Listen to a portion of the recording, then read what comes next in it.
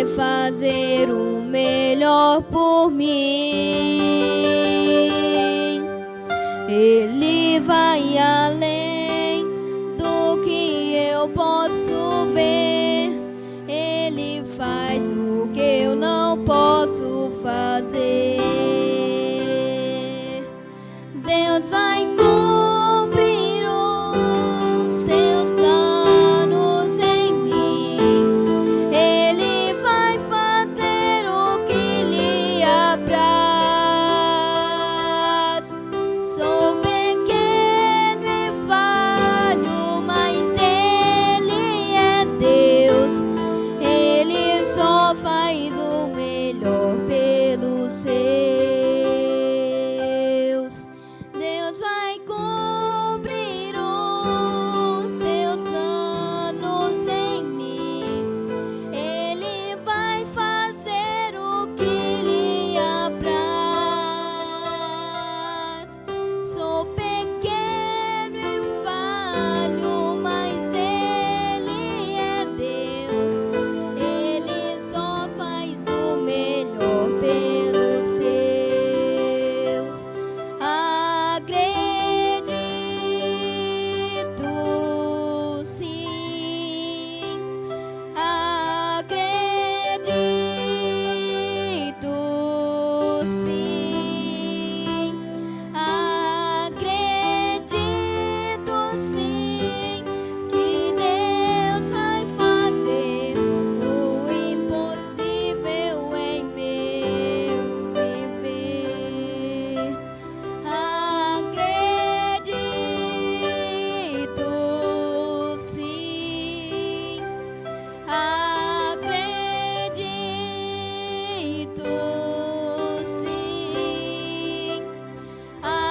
acredito sim que Deus vai fazer o impossível em meu viver.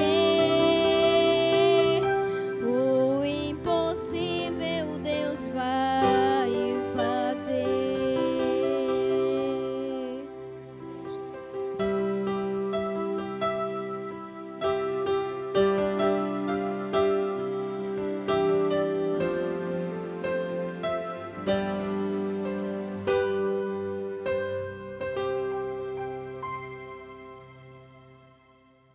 É um prazer enorme voltar a este lugar, esta casa, para estar com os irmãos e receber da parte de Deus porção dobrada do Espírito Santo através das orações, do louvor e da ministração da palavra que Ele tem para falar aos nossos corações.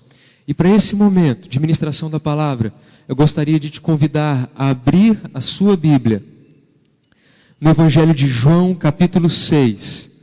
Evangelho de João, capítulo 6.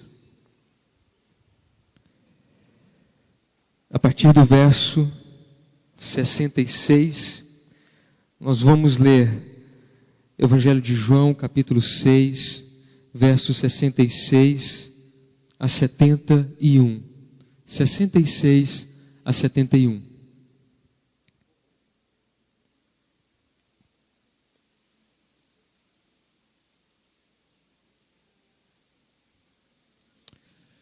Vou ler e peço aos irmãos que acompanhem.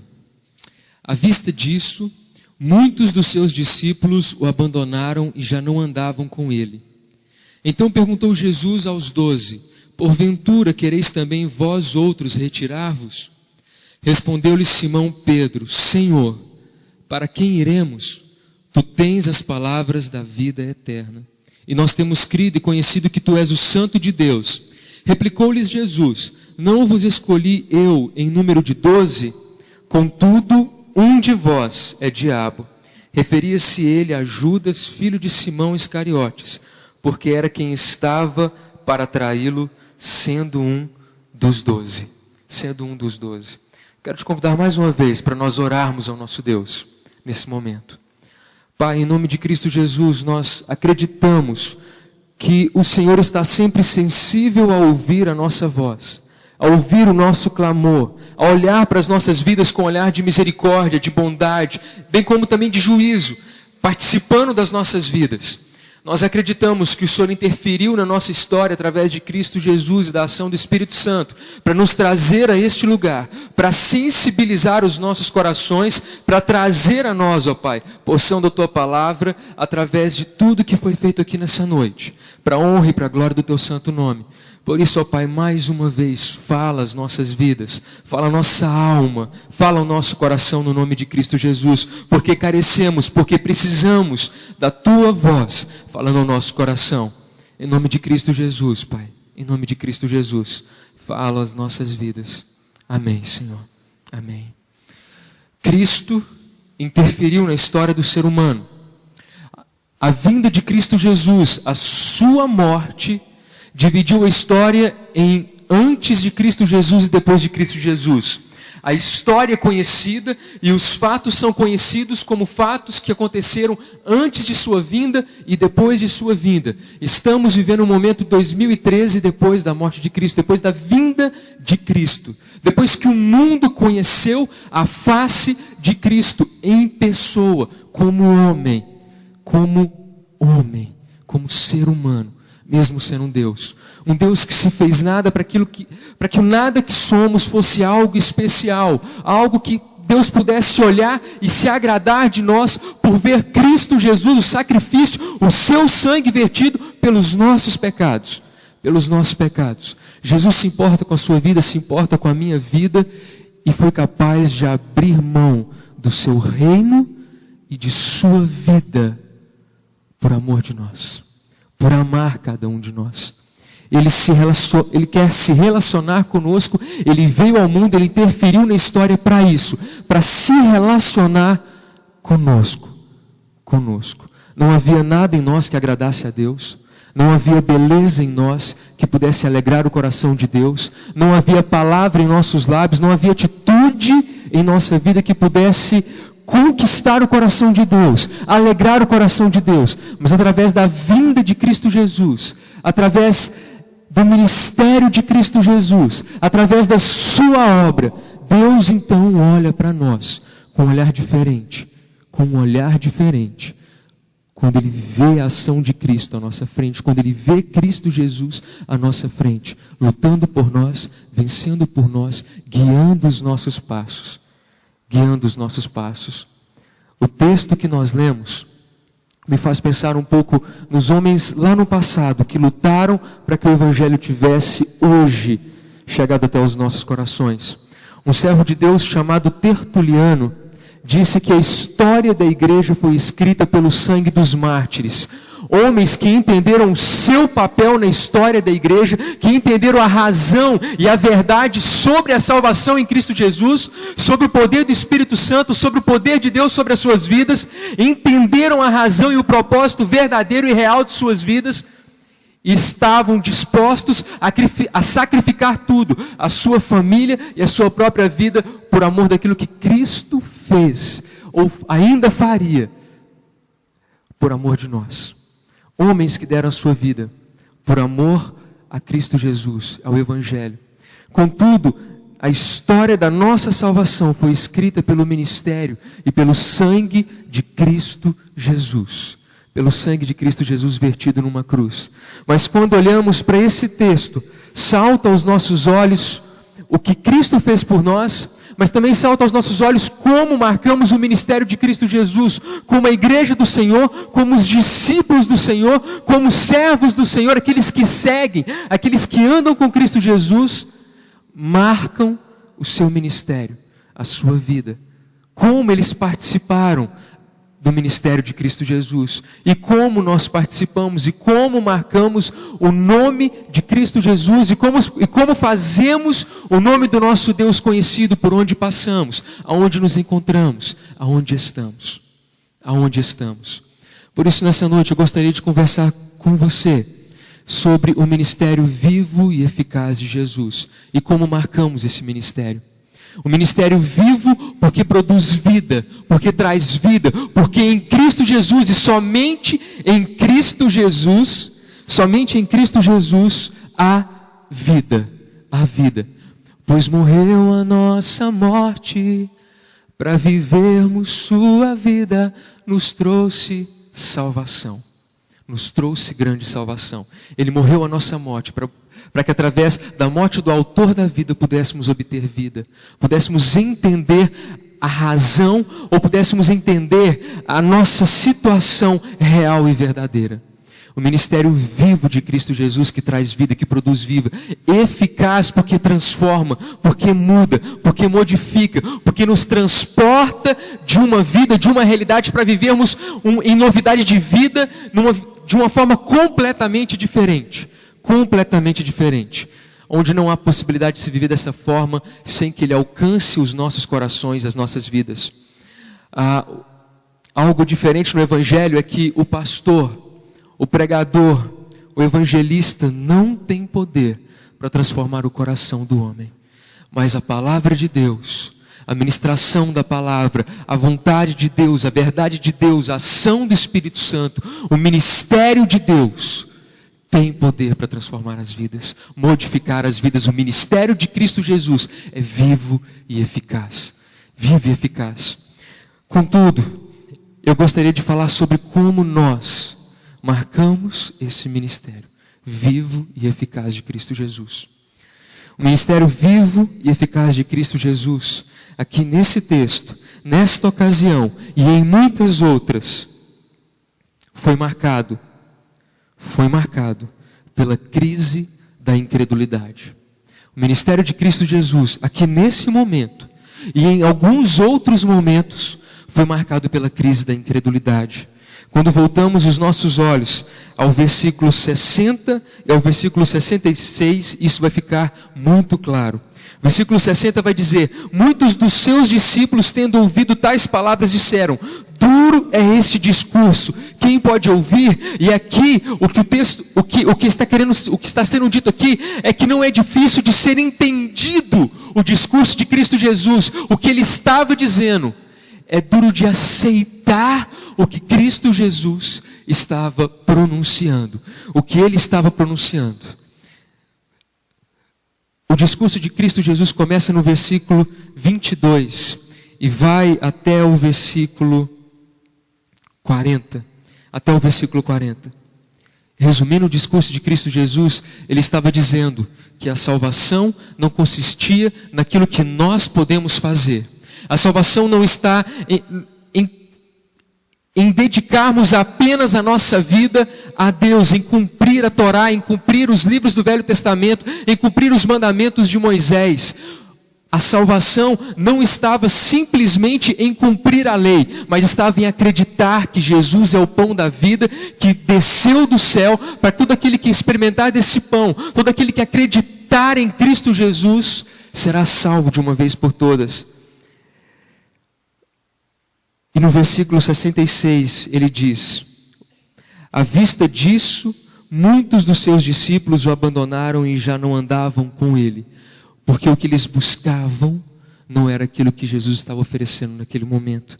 A crise da incredulidade, ela é marcada porque as pessoas buscavam a Jesus, queriam estar com Jesus e foram ao encontro de Jesus para buscar algo diferente daquilo que ele estava oferecendo. Algo completamente daquilo que ele estava oferecendo. O versículo 24 vai dizer: quando pois viu a multidão que Jesus não estava ali, nem os seus discípulos, tomaram os barcos e partiram para Cafarnaum à sua procura. E mais adiante, no versículo 28 vai dizer: dirigiam-se, pois, a ele e perguntaram: que faremos para realizar as obras de Deus? Respondeu-lhe Jesus: a obra de Deus é esta, que creiais naquele por quem ele enviou. Eles buscaram estar com Jesus, desejavam estar com Jesus, queriam estar com ele, foram ao seu encontro para buscar bênçãos materiais, foram ao encontro de Jesus para buscar mais uma vez milagres. Jesus, um pouco antes, havia feito o milagre da multiplicação dos pães e dos peixes. E então, as pessoas que comeram dos pães e dos peixes buscaram novamente a Jesus para buscar outros milagres e para se beneficiarem, viver apenas de milagre a partir de agora. Então Jesus diz: nesse momento em que eles queriam fazer a obra de Deus, como poderemos fazer a obra de Deus, no sentido de se beneficiar, como faremos tais milagres semelhantes a estes, como podemos fazer milagres como este. Os olhos dos discípulos, das pessoas que seguiram Jesus, não estavam em Cristo, mas estavam naquilo que Ele poderia lhes dar. Naquilo que eles poderiam lhes dar como material, como bênção apenas. Coisas que durariam dias, coisas que durariam horas, mas não que perdurariam pela eternidade. Os olhos e a crise da incredulidade surge, brota e domina o coração das pessoas que viram milagres, que participaram do milagre. Controlou a vida e o coração das pessoas, porque os olhos não estavam no Deus da bênção, no Deus do milagre, naquele que produzia as bênçãos e os milagres, mas apenas naquilo que é superficial, passageiro, temporário, naquilo que cessa, naquilo que passa, naquilo que passa. Nos nossos dias vivemos momentos também em que muitas vezes somos conduzidos a momentos de crises de incredulidade, de não acreditar, de desistir, de afastar, de esfriar o nosso coração, de visitar a igreja em vez de participar ativamente, porque muitas vezes os nossos olhos estão colocados, estão postos na nossa vida, naquilo que está acontecendo conosco de bom e de ruim, ao nosso redor, e não no propósito real, verdadeiro e grandioso que Deus tem para as nossas vidas e para a vida da sua igreja. Os nossos corações, os nossos olhos têm que sempre estar voltados para a cruz de Cristo, para aquilo que Ele fez por nós, para sempre nos lembrarmos e jamais esquecermos que o sofrimento que Ele sofreu foi infinitamente maior do que o nosso, e que Ele não só sofreu, como participou da nossa dor, do nosso sofrimento, conhece a nossa fragilidade ao ponto de se fazer um de nós, para entendermos que não estamos sós. Para entendermos que a nossa vida é preciosa demais, ao ponto dele se entregar por nós. Pense um pouco, o Deus que criou, as mãos que criaram o universo, o Deus que criou o universo, se submeteu ao universo e foi pregado numa cruz. As suas mãos receberam cravos por amor a cada um de nós. Ele se sujeitou ao tempo, sendo dono do tempo, por amor de cada um de nós. Os nossos olhos devem sempre estar voltados para a cruz de Cristo, para que a incredulidade, para que a crise da incredulidade não domine a nossa vida, os nossos dias, os nossos momentos, a nossa vida. Queridos, o ministério vivo e eficaz de Jesus, nesse momento da história, foi marcado pela crise da incredulidade, mas também foi marcado por uma frase muito marcante, que diz assim no versículo 67 e 68. Então perguntou Jesus aos 12, porventura quereis também vós outros retirar-vos? Respondeu-lhe Simão Pedro, Senhor, para onde iremos? Tu tens as palavras de vida eterna. Tu tens as palavras de vida eterna. Essa frase foi produzida por um sentimento chamado satisfação permanente. O ministério de Cristo Jesus foi marcado pela satisfação permanente no coração de Pedro, no coração do apóstolo Pedro. Pedro disse essa frase, Senhor, ele vê os discípulos indo cada um para um lado, se desviando do caminho, abandonando Cristo Jesus, deixando de andar com Cristo Jesus, e Jesus olha para os poucos que estavam, olha nos olhos, e vê o coração deles, conhece a mente deles, os pensamentos deles, e diz a eles, vós também quereis ir? E Pedro prontamente diz, Senhor, para onde iremos, se só tu tens as palavras de vida eterna? Se só com o Senhor existe vida, para onde iremos? Nós não podemos deixar o Senhor. Pedro disse essa palavra e estava disposto a fazer qualquer coisa por Cristo Jesus, porque havia em seu coração uma satisfação permanente. Uma satisfação permanente. E eu pergunto nessa noite, e essa pergunta vai ao meu coração também, existe uma satisfação permanente em minha vida, em meu coração, com aquilo que Cristo é, com aquilo que Ele tem feito em minha vida, por quem Jesus é, eu sou satisfeito e estou satisfeito com quem Jesus é, com o Evangelho que Ele me apresenta, com a palavra que existe, que reside em meu coração, com aquilo que Ele tem feito em minha vida. Eu estou satisfeito com a vida que Jesus me deu, com o ministério que Jesus me deu. Queridos, o apóstolo Pedro, ele estava satisfeito com Cristo Jesus ao ponto de morrer por Cristo. O apóstolo Pedro foi crucificado de cabeça para baixo, por amor a Cristo Jesus. Quando foi sentenciado à morte de cruz, ele disse: eu jamais poderei morrer como meu mestre, me crucifiquem de cabeça para baixo. O profeta Isaías foi morto, cerrado ao meio, por amar o Evangelho, por amar a Cristo Jesus, e estava disposto a pagar qualquer preço para que a voz de Deus continuasse ecoando, para que ele se visse como exemplo, como modelo de alguém que estava satisfeito com a sua vida e com aquilo que Deus queria fazer através dos seus dias, através da sua vida. Muitos outros dedicaram a sua vida porque estavam satisfeitos com Cristo Jesus, com as palavras de Cristo Jesus, com o que Ele queria fazer de suas vidas. Isso é viver na total dependência de Deus, acreditando que o que Ele quer é melhor do que o que eu quero. Que o que Ele faz e o que Ele pode fazer na minha vida e através da minha vida é mais importante do que qualquer coisa. É mais importante do que alguém pode fazer por mim ou para mim, e mais importante do que eu possa fazer sozinho. Mais importante. Havia satisfação no coração de Pedro e de muitos outros apóstolos, de muitos outros servos do Senhor Jesus Cristo, que se sacrificaram para que o Evangelho chegasse até os nossos dias. Simonton veio ao Brasil porque havia satisfação em seu coração. Ele não abandonou o Evangelho e veio trazer a palavra de Deus. A palavra de Deus a este país, a este lugar, porque havia satisfação em seu coração, porque ele estava contente com o que Deus tinha dito para ele fazer, porque havia alegria, contentamento em seu coração com o que Deus era e queria que ele fizesse. Muito mais do que poderíamos, isso é mais importante do que qualquer coisa que possamos conquistar com as nossas mãos, com o que aprendemos, com o nosso intelecto, com a nossa esperteza. O que Deus faz é mais importante. E precisamos entender, acreditar e aceitar como Pedro, que quem Deus é mais importante do que todas as coisas. O que Ele faz é maior do que qualquer outra coisa.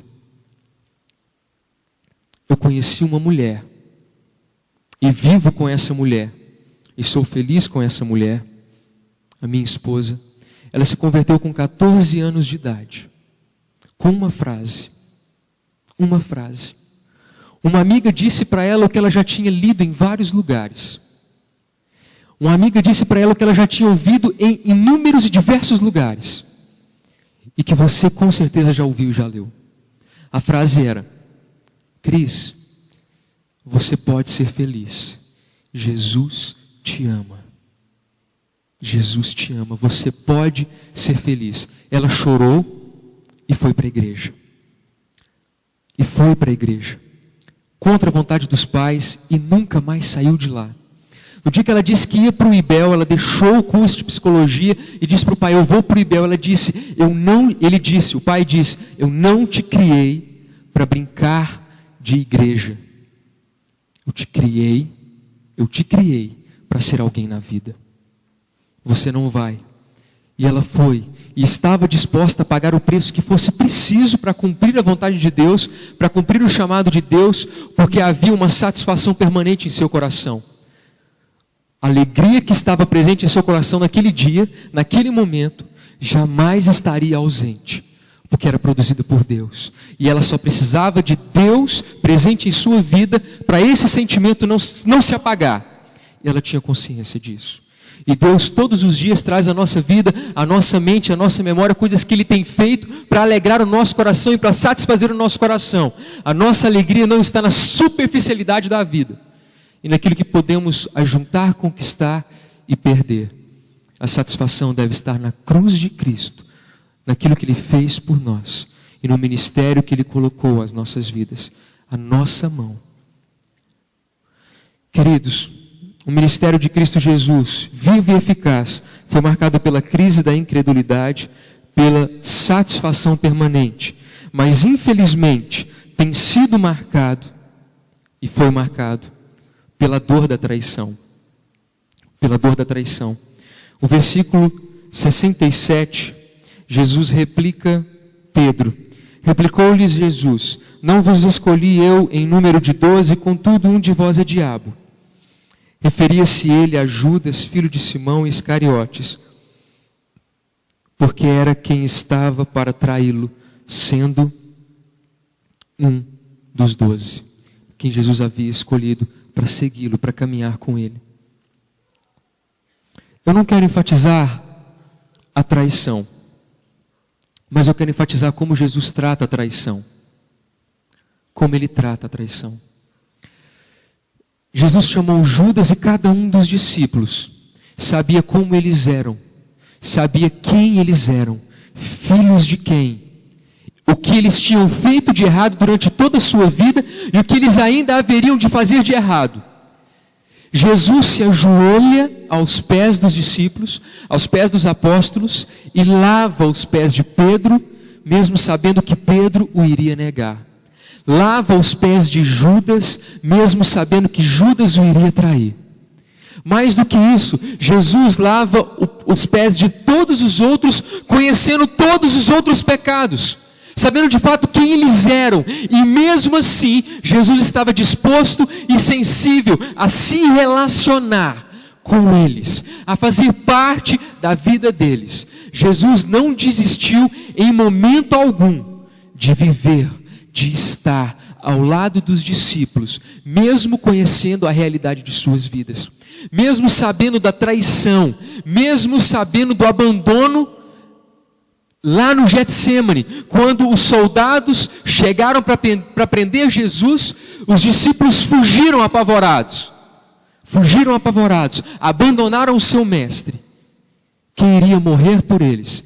Jesus, sabendo de todas as coisas, se ajoelha, lava os pés dos discípulos, participa da vida deles, da perda deles, vive com eles, os chama à mesa, como nos chama hoje à mesa, mesmo conhecendo a nossa vida, a sua e a minha, mesmo sabendo dos crimes que cometemos durante a semana, durante o mês, mesmo sabendo que muitas vezes não fomos fiéis à sua palavra, aos seus ensinamentos e à aliança que fizemos com Ele.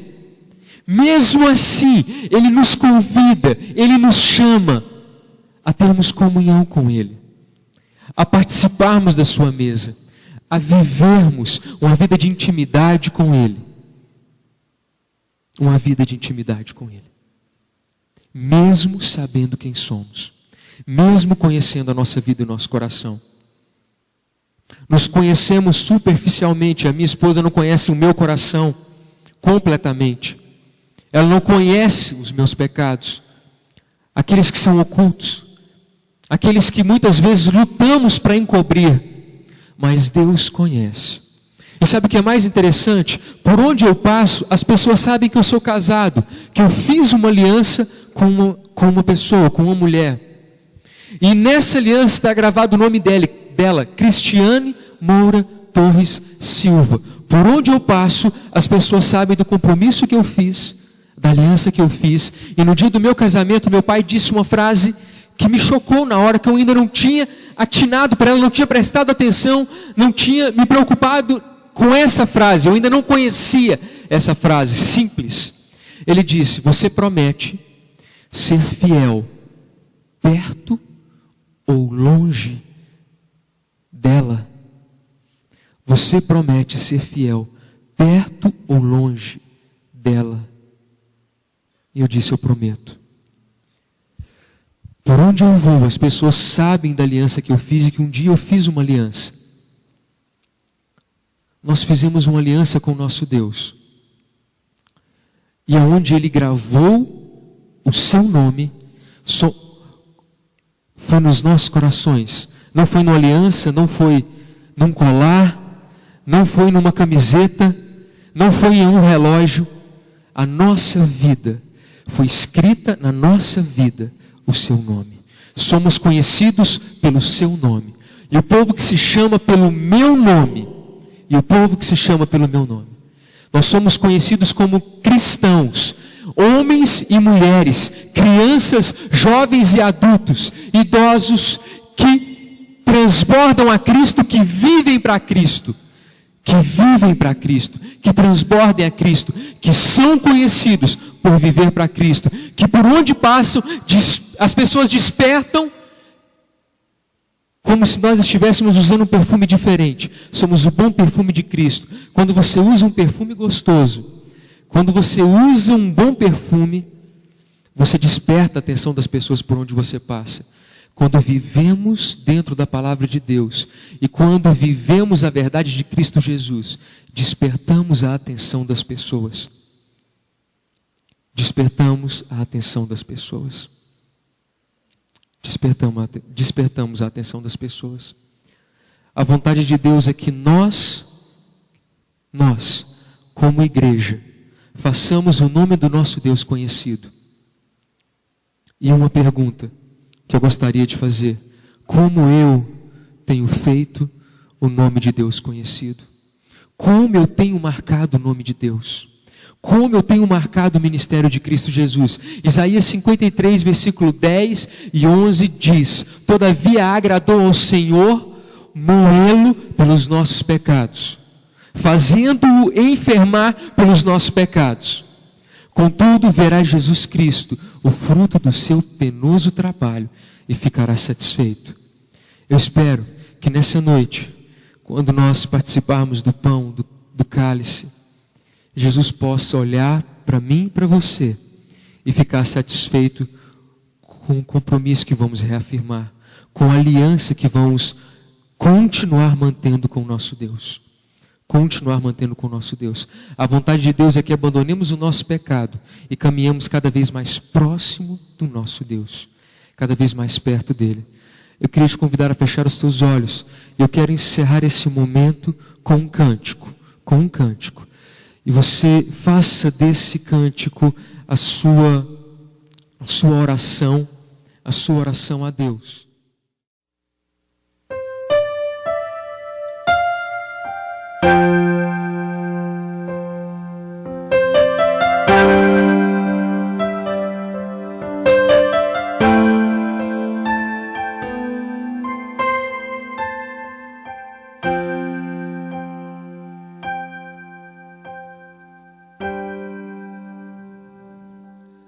Fecho os olhos,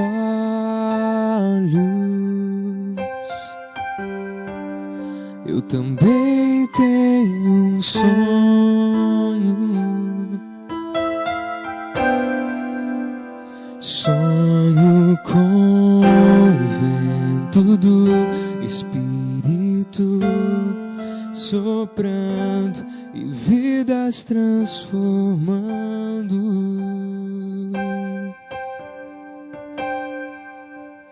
Fecho os olhos,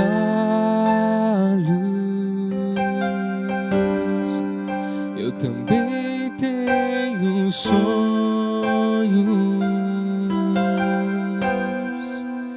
Sonho em ver joelhos se dobrando, em ver lágrimas rolando, em busca de Ti, Senhor. Sonho com a igreja comprometida, a união fraternal, não fingir e dar. Eu tenho sonhos, Senhor, em Tuas mãos eu entrego, sei que é Teu o realizar. Sonho em ver Tua vontade cumprida em nossas vidas, ó Senhor. Sonho sonho com um país diferente, onde há respeito pra toda a gente.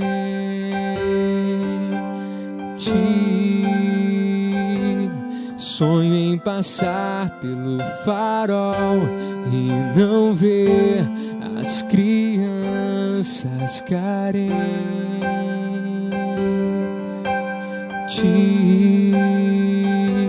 Sonho em passar pelas ruas e não ver ódio, tristeza, dor, rancor.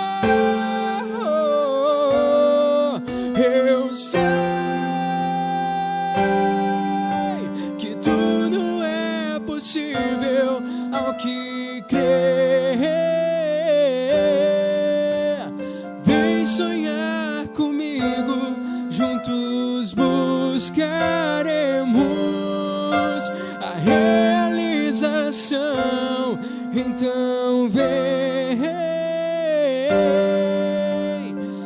sonhar comigo.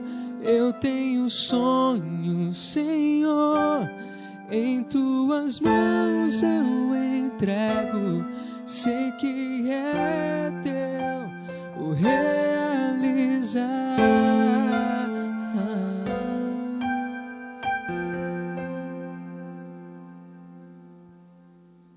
Irmãos, a vontade do nosso Deus é que em nossos corações exista o desejo de que através da nossa fidelidade, através da nossa história, Ele possa construir famílias melhores, um país melhor, uma sociedade melhor, a partir da minha e da sua fidelidade, a partir das nossas vidas. Quando fazemos o nome do nosso Deus conhecido, quando marcamos o seu nome, não igual Ele marcou as nossas vidas, mas quando lutamos para marcar o nome dEle, deixar o nome dEle marcado na história através das nossas vidas, como Ele marcou a nossa história. Que esse sentimento possa estar em nossos corações nessa noite. Que Deus te abençoe. Sonhe, lute, viva. Sonhe, lute, viva.